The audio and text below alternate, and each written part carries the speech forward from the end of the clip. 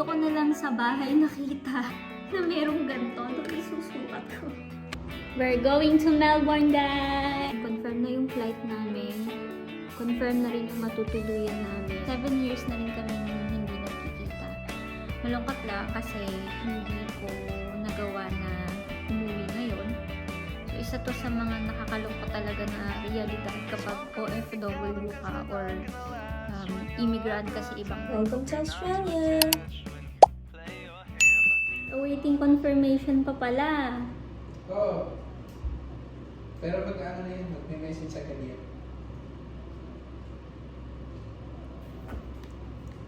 Mabilis lang yan, mga ilang minuto. Wait, check ko yung email ko. Kaya kaya? Ha? Naginip ko na ta. Sige. Kaya kaya, tapos lang tayo movie. Sige. Movie marathon. Hindi pa natin matapos yung movie. Check ko lang yung email, baka meron na. Meron na! Diba? Yay! Yes! We're going to Melbourne, guys! Isang araw, magmamaneho sa Cubao. Beep, beep, beep, beep. Bluetooth. Connected. Oo, connected. Magana tayo. Mag-music tayo. Punta lang kami, guys, sa Aldi. Mag-grocery kami. Sakto, Thursday ngayon. Late night shopping.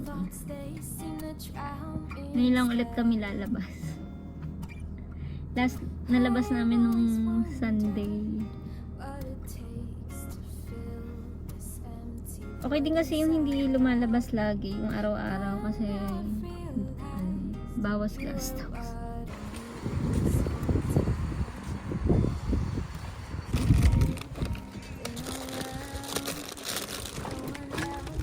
Mabigat? Next week, guys, ay pupunta kami ni Ren sa Melbourne. Confirm na yung flight namin. Confirm na rin yung matutuluyan namin. And I'm so excited.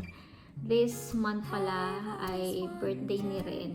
At napag-desisyon na namin na i-celebrate yung birthday niya sa Melbourne para na rin makapagpahinga siya. So, nag-approve na rin yung leave niya.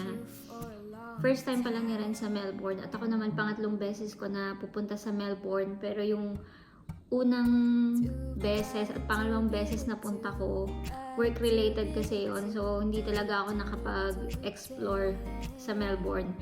Yung unang beses na nagpunta ako doon, actually birthday din niya, saktong birthday niya, so fly in fly out lang ako, but this time magstay kami ng medyo matagal-tagal. So yung nabook ko na accommodation, wala siya actually sa city.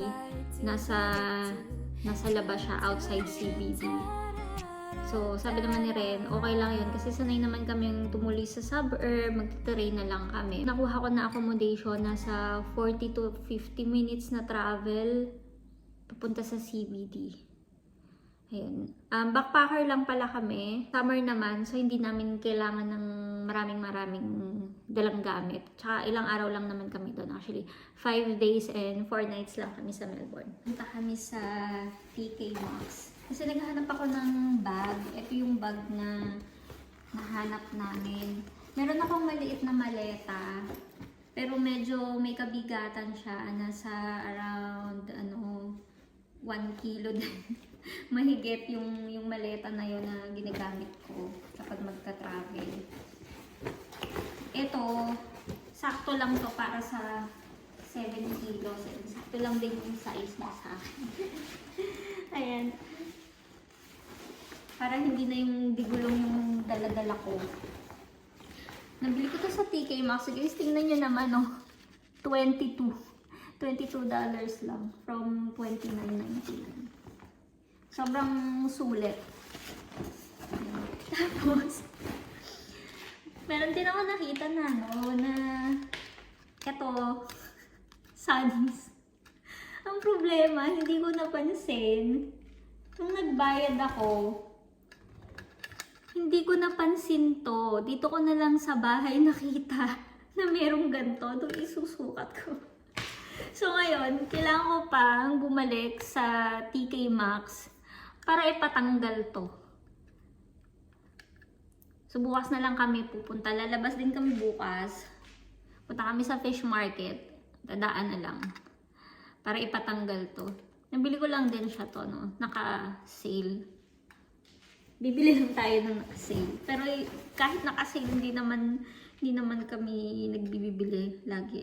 Ito lang kasi kailangan ko ng sunnies. Ayan. Yung kasing isang ginagamit ko, sobrang dark niya. At least ito, tama lang. Kaya lang, paano ko siya magagamit kung may ganito? Nagtataka lang ako kung bakit hindi siya tumunog nung lumabas kami. Maybe because na, na-punch na, nabayaran na. Cute pa naman niya. Ang daming sale ngayon sa TK Maxx. Kung kayo nagpaplano kayo, halimbawa magpabalik bayan box, punta kayo sa TK Maxx, maghanap kayo ng mga item doon na pangpadala. Dati nagpabalik bayan box ako. Doon ako nagbibili sa TK Maxx. Ang daming mga great finds sa TK Maxx. So yan, kailangan pa namin bumalik bukas ulit para ipatanggal. I'm ready. Mag-i-empake na ako. Next week pa naman yung yung travel namin. Simulan ko nang mag-plan kung saan kami pupunta, saan kami mamamasyal. Ang daming sinasuggest ng kaibigan ko. Ayun. Kaya lang kasi nung chinek ko, yung iba may mga fees. So, kailangan ko lang mamili kung ano yung magiging highlights ng travel namin ni Ren. 6 months ago, guys, pinag-iisipan ko na magbakasyon sa Pilipinas. This month sana, kasi yung sister ko, umuwi sila ng Pinas. Sabi sila dumating sa amin from Singapore at after 7 years, ngayon lang ulit nakauwi yung sister ko. So, 7 years na rin kaming hindi nagkikita. Malungkot lang kasi hindi ko nagawa na umuwi ngayon. Kasi naman, next year, pauwi na rin naman kami ng Pinas. Kaya nga, last year, diba, mas napili namin ni Ren na magpunta sa New Zealand. Kasi yung birthday month ko naman yun. Ako naman, pwede naman akong sumaglat kay ate or pumunta kay ate sa Singapore. Pero yun, naintindihan naman nila kung bakit hindi kami nakakapagbakasyon na rin sa Pinas. Alam naman nila kasi na bago kami umalis, sinabi namin na walang uwian talaga. 5 years kasi talaga yung nilaan namin para dito sa Australia. Including yung yung 2 years na student visa and then itong 3 years na graduate visa namin. So, bago naman kami umalis, alam naman nila na posibleng walang uwian to for 5 years. So, next year, pauwi na kami. Kaya kailangan namin talagang sulitin yung mga natitirang months pa namin dito sa Australia. Ito talaga yung sakripisyo, no, ng pagiging OFW, na malayo ka sa family mo, tagal mong hindi makikita. So, yung ate ko, tagal na talaga niyang hindi nakakauwi. Kasi, umuwi siya 2019. Tapos, nagka-pandemic. Tapos, nagbuntis siya, nanganak siya. Ngayon, mag-5 years old na yung pamangkin ko at first time niya na uuwi ng Pilipinas. First time niyang makikita yung mga tito and tita niya, yung mga cousins niya. Although si mama at si papa, twice na sila na nagpunta sa Singapore during that time na hindi nakakauwi yung ate ko. Kasi nga, ang hirap din naman kung lagi silang uwi ng Philippines galing Singapore kasi family of 3 na sila. Unlike before na si ate ko lang at saka yung brother-in-law ko.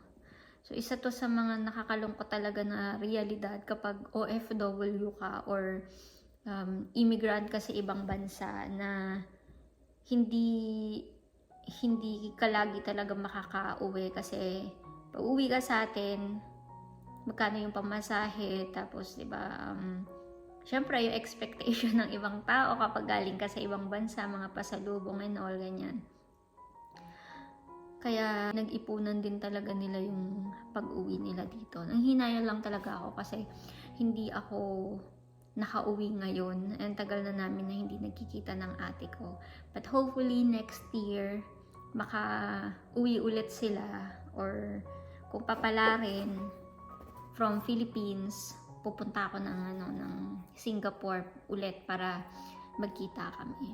Ang ganda sa Singapore guys kasi nakarating na rin ako once. Kailan ba yun?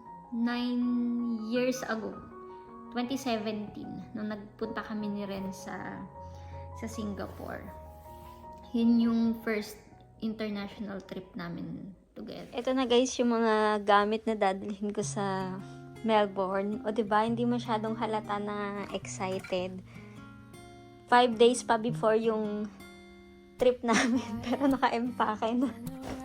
So, itong organizer na to, kasyang-kasya siya dito. Actually, may spasyo pa nga. Ayan. Yan na. Sa isang araw naman, yung gamit naman ni Ren ang i-empake ko. See you next week, Melbourne!